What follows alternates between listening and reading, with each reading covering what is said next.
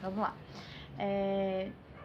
No Brasil, eu acho que não funcionaria a gente mudar, né, diminuir a maioridade penal, porque o que a gente tem, na verdade, é uma situação de violência estrutural. Então, não adianta diminuirmos a faixa etária, né, em que se considera alguém como responsável pelos seus atos, sendo que o desenvolvimento desse adolescente não foi por completo, né? Então, ele foi prejudicado, se não até interrompido em algumas vezes, né? Se é que a gente pode dizer isso. Então, é muito difícil a gente falar em mudança, né, da maioridade penal quando alguns direitos desse adolescente são tirados dele. Então, isso se torna muito difícil mudando, ainda mais difícil mudando a faixa etária da maioridade penal. Digamos que nós trocaríamos somente quando que vai punir esse indivíduo por isso.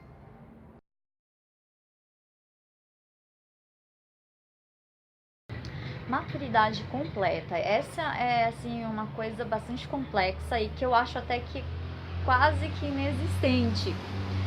Por quê? A maturidade, ela vai acontecendo paulatinamente durante a vida de uma pessoa. Então, a gente pode falar da maturidade no aparato biológico, ou seja, fisicamente falando, ela já tem uma maturidade, porém, psicologicamente, psiquicamente e emocionalmente é uma outra história. E isso vai acontecer para as pessoas de uma forma diferente, em idades diferentes e em ciclos vitais até diferentes.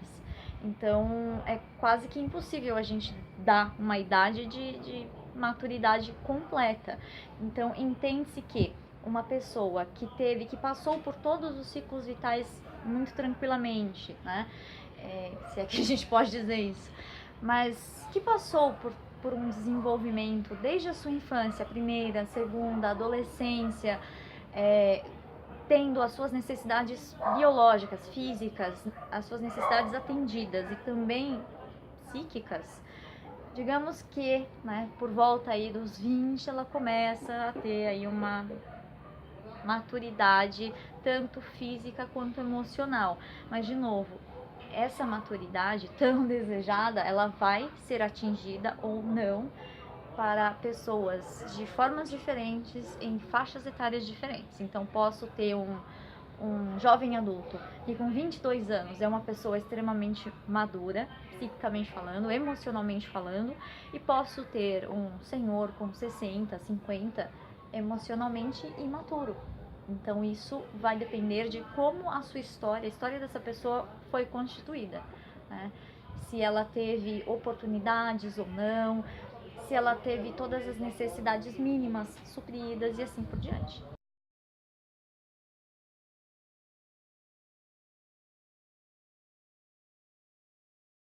Na fase da adolescência, na verdade, eles passam por um momento de testagem das regras também.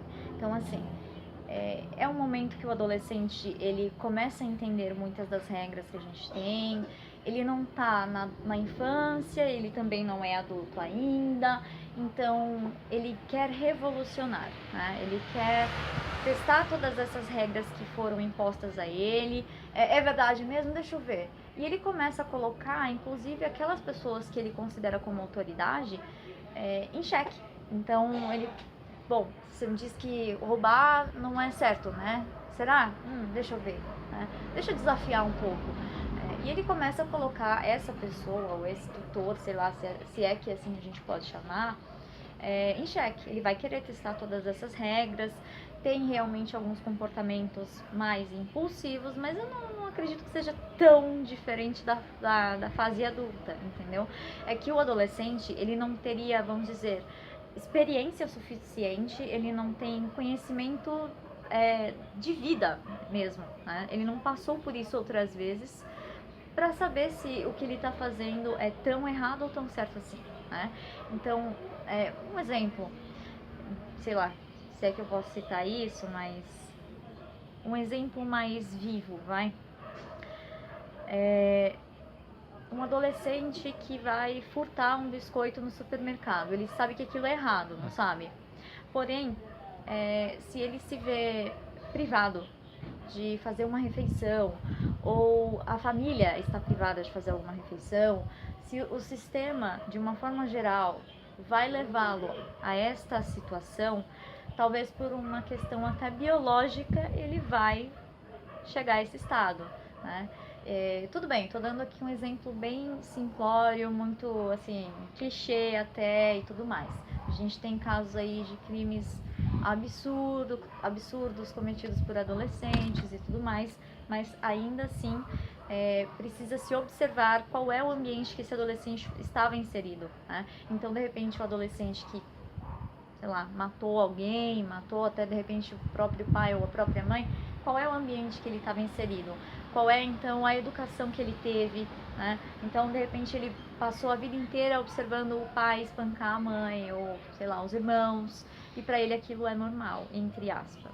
Para ele aquilo faz parte da constituição de uma pessoa. Então, precisa se observar qual foi o histórico, né, desse adolescente para então se tomar algumas atitudes, né? Inclusive a própria lei, o ECA prevê então duas formas aí de prevenção e reeducação, recuperação desse indivíduo, né? Então a gente tem medidas de proteção e medidas socioeducativas. As medidas de proteção, elas são destinadas, né, ao ressarcimento de um direito que foi tirado daquela criança ou daquele adolescente que está em conflito com a lei, né? E as medidas socioeducativas, elas têm realmente a intenção de, vamos dizer, recuperar aquele, entre aspas, né, aquele indivíduo para o convívio com a sociedade, porque, enfim, quando se tem uma situação desse tipo, o que é que a gente faz, né? A gente joga fora a pessoa, não tem como, né? Então, digamos que ele passa por um processo de reciclagem.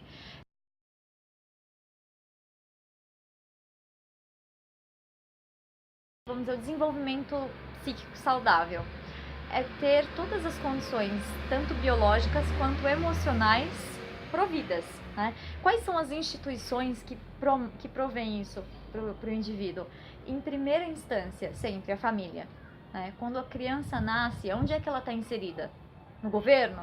Na rua? Não, ela saiu de quem? De uma mãe, né? De uma família. E é aí que muitas vezes o problema começa, né? Muitas famílias são o quê? Desestruturadas. Quando tem uma família, às vezes mãe solteira, foi fruto de um relacionamento inconsequente e tudo mais, então muitas vezes já se começa por aí, a falta de, né, estrutura, e aí vamos dizer que vai sendo um efeito dominó, né? Uma coisa vai levando a outra. Esse desenvolvimento psíquico, ele tem que ter a base, vamos dizer, biológica, né? Então a criança precisa estar bem alimentada, precisa se movimentar e todos os outros processos, né, que a criança passa durante os ciclos vitais, tanto a criança quanto o adolescente, até mesmo o adulto.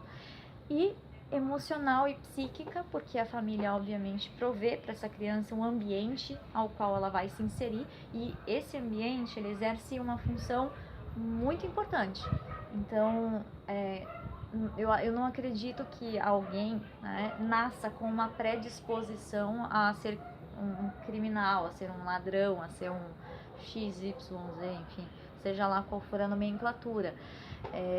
O que vai garantir, vamos dizer, o bem-estar dessa pessoa, né, e proporcionar a ela uma maturidade psíquica e emocional, seria realmente o convívio, né? Um bom convívio, um bom ambiente o qual ela se insere. Ter acesso à educação, ter acesso ao esporte, ao lazer, tudo isso vai contribuir para que a pessoa se torne, vamos dizer, um cidadão, uma pessoa de fato.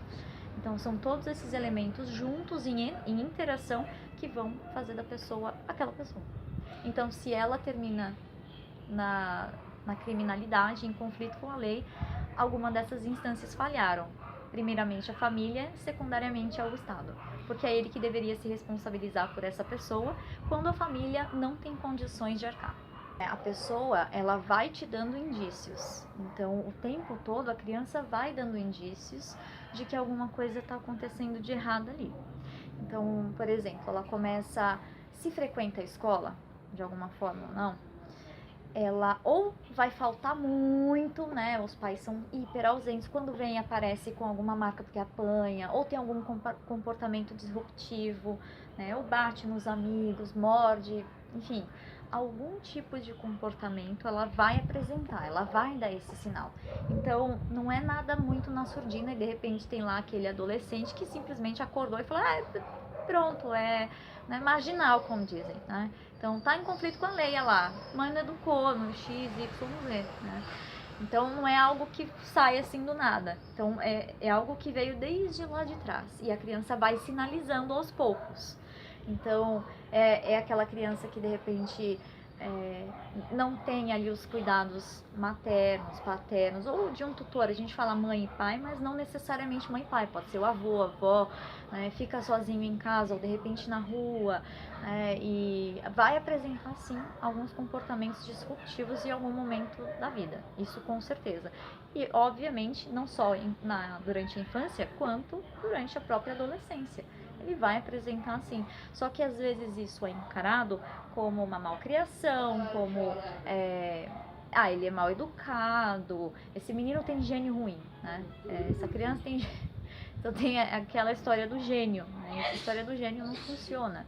Então, na verdade, o que estava acontecendo, o que houve, obviamente, foi um desenvolvimento prejudicado. E aí a criança vai respondendo a isso de algumas formas. Novamente, o ambiente ao qual ela se insere, em interação com outros fatores, vai contribuir para ela chegar nesse estado.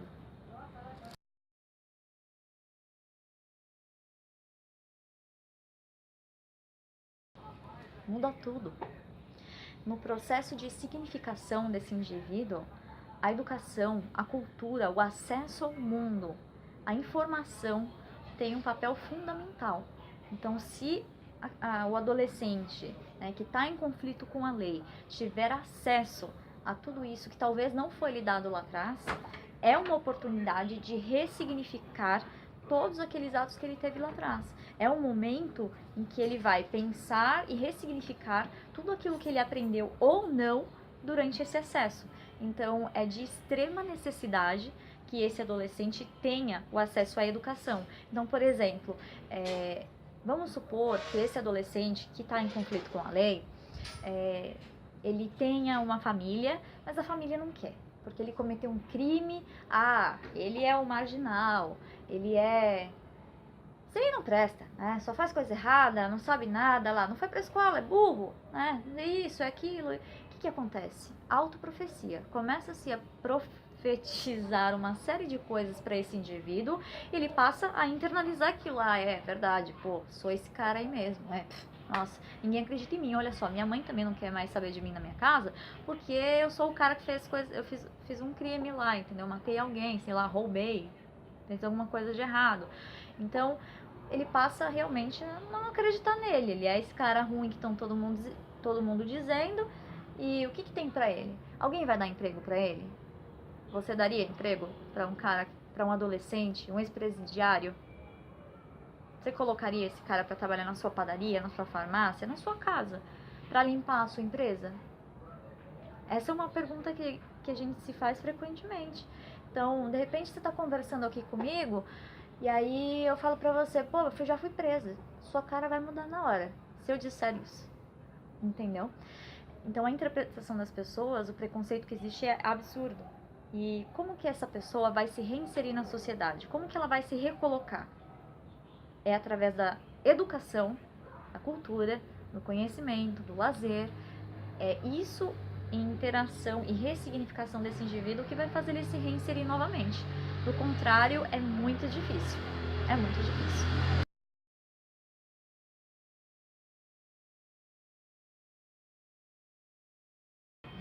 O existencialismo, inclusive, tem até uma vertente da psicologia que é voltada para o existencialismo, que é a fenomenologia. E o existencialismo estão ali, bem próximos, né? As escolhas que o indivíduo faz é mais uma forma de existência. Então, por exemplo, sei lá, vamos pegar um assunto aí atual, de repente nem a questão aí do adolescente, a menoridade. Uma pessoa que para a sociedade inicialmente aparentava ser algo de outro universo. É o homossexualismo. Para o existencialismo, isso é mais uma forma de viver, né? Vendo aqui o adolescente o existencialismo, a psicologia fenomenológica principalmente, ela não vai ver o crime como uma forma diferente de existência. Isso não é. Mas é uma forma de expressão desse adolescente. Ele está expressando alguma coisa. Então, algo foi retirado dele e por isso ele está agindo dessa forma. Algo ali está sendo prejudicado, ok? Então, faltou alguma coisa e por essa falta ele está agindo dessa maneira. É um comportamento de expressão. Ele se expressa dessa forma. Obviamente que é a melhor delas? Não. Então, a partir daí a gente pensa em algumas opções. Porque, novamente, as pessoas não são descartáveis. Então, não tem simplesmente como... Beleza, vamos prender todo mundo. Esse é o problema? Beleza, 12 anos, cometeu um crime, furto, qualquer coisa do tipo, vai pra cadeia. Tá bom, quer levar todo mundo pra cadeia? Você vai botar isso aonde? Você vai botar toda essa gente aonde? Porque não tem como se colocar essas pessoas numa cela ou sei lá o que, num lugar e falar, ok, resolvi o problema, prendi todo mundo, tá ótimo. E o resto que tá lá fora, né? Porque isso não é garantia de que os que estão lá fora não vão continuar fazendo igual. E esses que estão aqui dentro? Vão cumprir a pena, vão sair, vão fazer o que com isso? Vão cair de novo na criminalidade, vão fazer algo da mesma instância ou talvez pior, entende? Então, é uma coisa que não se resolve, entende? Seria uma medida paliativa, vamos dizer, ok, eu vou punir mais cedo. Mas a grande questão é, punir vai resolver? Somente punir vai resolver? Não é que, né, coitado desse adolescente, tá, não, senta aqui, vai, dá um negócio pra ele comer, vamos, você quer casa? Dá uma casa, dá um apartamento pra ele. Não é isso. É que a gente precisa lembrar que o Brasil é um país enorme, com uma diferença social absurda, entende? Com uma violência estrutural absurda. Então, é muito complicado você se pensar em colocar tudo isso num saco só, leva pra cadeia e pronto. Né? Esses caras vão sair da cadeia e vão continuar reincidindo. Então, a gente precisa pensar num sistema de ressignificação desses significados que foram tecidos ao longo da vida. Então, em algum momento, esse cara achou que matar ia resolver o problema dele. Precisa se ressignificar isso. Então, esses programas, essas medidas que se criam, é nessa intenção.